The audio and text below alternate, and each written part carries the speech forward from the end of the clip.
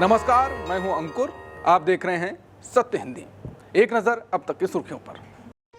Iran के लिए Trump को दिए गए सैन्य और खुफिया विकल्प। ईरान बोला, बातचीत भी और युद्ध के लिए भी तैयार हूं।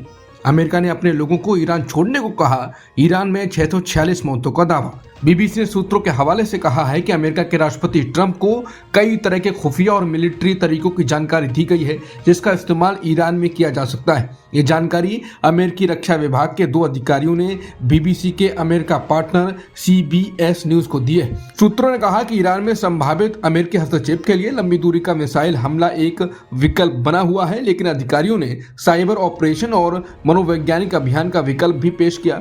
बता दें, ईरान में सरकार के विरोध में हो रहे प्रदर्शनों के बीच ट्रंप कह चुके हैं कि वो ईरान के मामले में कुछ बहुत मजबूत विकल्पों पर विचार कर रहे हैं। ईरान के विदेश मंत्री अब्बास अरागची ने कहा है कि ईरान अमेरिका के साथ बातचीत कर सकता है, लेकिन देश युद्ध के लिए भी तैयार है। अमेरिका ने अपने लोगों को ईरान छोड़ने को कहा। अधिकतर फ्लाइट बंद, जमीन के रास्ते निकले, ये कहा। ईरान में जारी बड़े पैमाने पर विरोध प्रदर्शनों के बीच अमेरिका ने अपने नागरिकों को तुरंत ईरान छोड़ने की सलाह दी है। अमेरिकी दूतावास ने चेतावनी जारी करते हुए कहा है कि खामेनेई सरकार के खिलाफ प्रदर्शन तेज हो रहे हैं और ये स्थिति हिंसक रूप ले सकती है। अमेरिकी दूतावास ने बताया कि कई एयरलाइंस ने ईरान आने जाने वाली उड़ानों को रद्द या सीमित कर दिया। कुछ फ्लाइट सेवाएं 16 जनवरी तक स्थगित कर दी गई हैं। अमेरिका ने अपने नागरिकों को सलाह दी है कि अगर संभव हो तो वह जमीन के रास्ते आर्मेनिया या तुर्की के जरिए ईरान छोड़ दें और वैकल्पिक संचार साधनों की तैयारी रखें।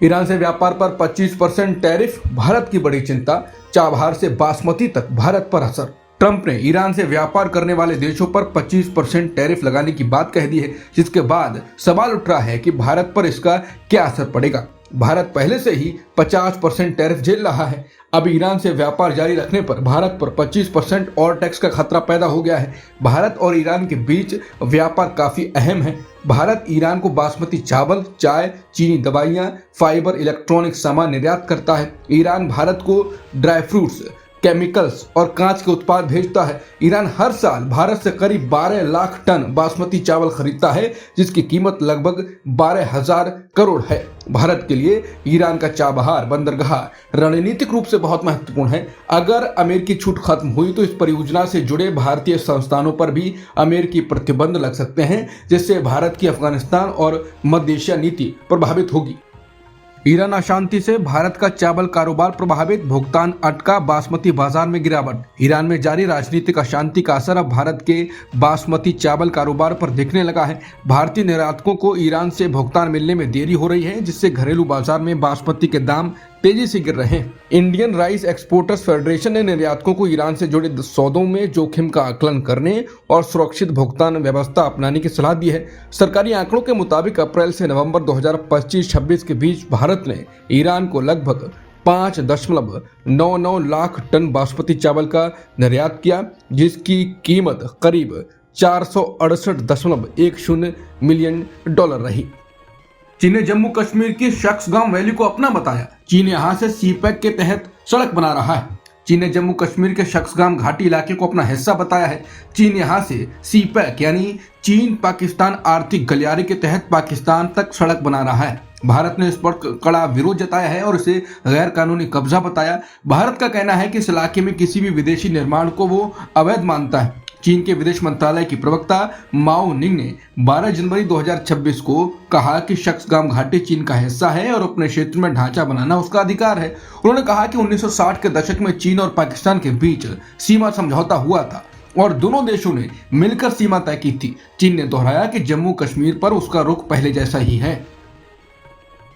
बीजेपी दफ्तर की फोटो पर मचा राजनीतिक भूचाल। चीनी नेताओं के साथ बैठक कर रहे हैं बीजेपी नेता। कांग्रेस बोली, ये रिश्ता क्या कहलाता है। कांग्रेस नेता सुप्रिया श्रीनेत ने सोशल मीडिया पर एक तस्वीर साझा कर बड़ा आरोप लगाया। उन्होंने दावा किया, यह फोटो बीजेपी कार्यालय की है, जहां बीजेपी नेताओं और चीन की कम्युनिस्ट पार्टी के नेताओं के बीच बैठक हो रही है। सुप्रिया श्रीनेत ने सवाल उठाया कि जब ऑपरेशन सिंदूर में चीन ने पाकिस्तान का साथ दिया, गलवान में भारतीय जवान शहीद हुए, चीन लद्दाख में अतिक्रमण कर बैठा है, अरुणाचल प्रदेश में गांव बसा रहा है, तो ऐसे समय में बीजेपी नेताओं और चीनी नेताओं की कथित मुलाकात पर देश को जवाब मिलना चाहिए। उन्होंने मीडिया से भी सवाल किया कि क्या अब नहीं पूछा जाएगा ये रिश्ता क्या कहलाता है। बीजेपी ने क्यों किया किया देशद्रोह, बीजेपी और चीन के बीच कौन सा गुप्त समझौता हुआ। वहीं पत्रकार उमाशंकर का कहना है कि अगर चीनी कम्युनिस्ट पार्टी के साथ यह बैठक कांग्रेस या किसी अन्य विपक्षी पार्टी ने की होती तो बीजेपी अब तक पूरी कांग्रेस या विपक्षी पार्टी को चीन के एजेंट बता चुकी होती। वहीं सुप्रश्नेत ने जम्मू कश्मीर की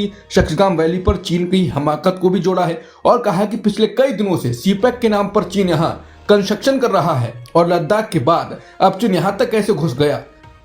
कांग्रेस बोली मोदी सरकार की विदेश नीति वेंटिलेटर पर। कांग्रेस ने चीन के दावे पर मोदी सरकार को निशाने पर लिया। कांग्रेस ने कहा कि मोदी सरकार की विदेश नीति वेंटिलेटर पर पड़ी है। मोदी जी लाल आंख का क्या हुआ। बांग्लादेशी घुसपैठ केस, एनआईए को ट्रांसफर। दिल्ली पुलिस ने अवैध बांग्लादेशी प्रवासियों की घुसपैठ कराने वाले एक बड़े गिरोह की जांच अब एनआईए को सौंप दी है। इससे जुड़े सभी फाइलें और सबूत राष्ट्रीय जांच एजेंसी को दे दिए गए हैं ताकि पूरे नेटवर्क की गहराई से जांच हो सके। दिल्ली पुलिस की स्पेशल सेल ने पिछले साल अप्रैल में इस मामले में आपराधिक साजिश के तहत केस दर्ज किया था। अब तक 12 से ज्यादा लोगों की गिरफ्तारी हो चुकी है, जिनमें वो लोग भी शामिल हैं जो सीमा पार कराने, फर्जी आधार और वोटर आईडी बनवाने में मदद कर रहे थे। भ्रष्टाचार कानून पर सुप्रीम कोर्ट में मतभेद, धारा 17A पर बटा फैसला। धारा के तहत जांच से पहले सरकारी मंजूरी है जरूरी।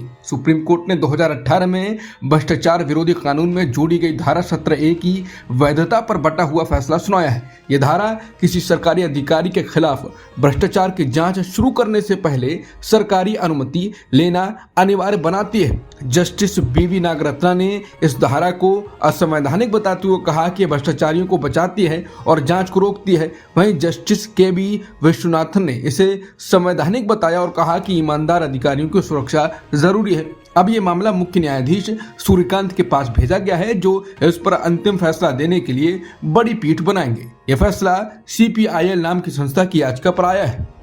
भारत जर्मनी के बीच रक्षा सहयोग पर समझौता, वैश्विक अस्थिरता पर साथ मुकाबला करेंगे। भारत और जर्मनी ने रक्षा क्षेत्र में सहयोग को और मजबूत करने का फैसला किया है। पीएम मोदी ने कहा कि दोनों देश अब रक्षा उपकरणों के सह निर्माण यानी को प्रोडक्शन और सह विकास यानी को डेवलपमेंट पर जोर देंगे। इसके लिए भारत और जर्मनी के बीच रक्षा उद्योग सहयोग से जुड़ा एक समझौता भी साइन किया गया। प्रधानमंत्री मोदी ने जर्मन चांसलर फ्रेडरिक मर्ज का स्वागत करते हुए कहा कि भारत अब इंडो पैसिफिक क्षेत्र में सहयोग बढ़ाने के लिए जर्मनी के साथ एक नया परामर्श तंत्र शुरू करेगा। जर्मन चांसलर मर्ज ने कहा कि दुनिया की राजनीति में इस वक्त तेज और मुश्किल हवाएं चल रही हैं और ऐसे हालात में भारत जर्मनी की साझेदारी और मजबूत होनी चाहिए ताकि वैश्विक अस्थिरता का सामना किया जा सके। पटना में कांग्रेस के कार्यक्रम से गायब रहे विधायक, एनडीए संपर्क की चर्चा। पटना में कांग्रेस के पारंपरिक दही चूड़ा भोज कार्यक्रम में सोमवार को बड़ा राजनीतिक संकेत देखने को मिला। कांग्रेस के सभी 6 विधायक कांग्रेस कार्यक्रम से गायब रहे, जिससे विपक्ष के इस दावे को बल मिला कि कुछ कांग्रेस विधायक एनडीए नेताओं के संपर्क में हैं। ये कार्यक्रम पटना स्थित सदाकत आश्रम में हुआ, जिसमें कई वरिष्ठ नेता और पार्टी कार्यकर्ता मौजूद थे, लेकिन एक भी मौजूदा विधायक नहीं आया। बीते 15 दिनों में ये दूसरी बार है जब कांग्रेस विधायक किसी आधिकारिक कार्यक्रम में शामिल नहीं हुए। हालांकि बिहार कांग्रेस अध्यक्ष राजेश राम ने इन अटकलों को खारिज करते हुए कहा, सभी विधायक हमारे साथ हैं, विरोधी सिर्फ अफवाह फैलाकर भ्रम पैदा कर रहे हैं। अब तक की खबरों में इतना ही। बाकी खबरों के लिए बने रहिए सत्यहिंदी.com के साथ।